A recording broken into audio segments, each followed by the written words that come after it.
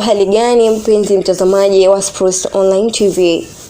Golikipa namba 1 wa Young African Djigui Diarra amefungiwa michezo mitatu na kutozwa faini ya shilingi milioni 2 kufuatia kosa la kumshambulia muamuzi wakati mara baada ya kumalizika kwa mchezo kati ya Young African dhidi ya Mtibwa Sugar uliochezwa katika uwanja wa Jamhuri jijini Dodoma.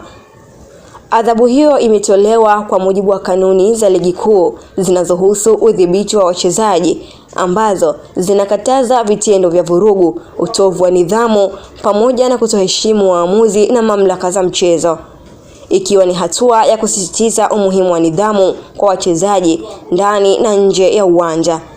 Aidha, Diarra ametozwa faini ya ziada ya shilingi milioni 2 kwa kosa la kuonyesha kidole cha kati wakati akitoka uwanjani baada ya kumalizika kwa mchezo huo, kitendo kinachoenda kinyume na maadili ya mchezo wa soka.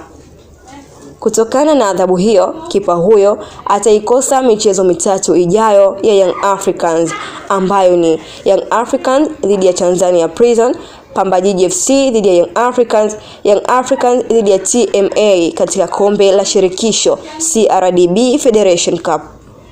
Kukosekana kwa Diarra ni pigo kwa kikosi cha Young Africans, hasa ikizingatiwa mchango wake mkubwa langoni ambapo amekuwa tegemeo katika kuimarisha safu ya ulinzi.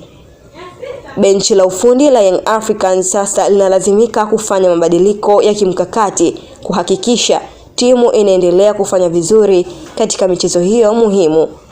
Mashabiki wa Young Africans wanasubiri kuona nani atakayechukua nafasi hiyo muhimu, huku pressure ikiongezeka kwa makipa wengine kuonyesha uwezo wao wa kuisaidia timu kufikia malengo yake ya msimu. Tukio hili linabaki kuwa funzo kwa wachezaji wote juu ya umuhimu wa nidhamu na kuheshimu sheria za mchezo. Ulikuwa nami Ajmina Ibrahim, usiache kufuatilia Sports Online TV.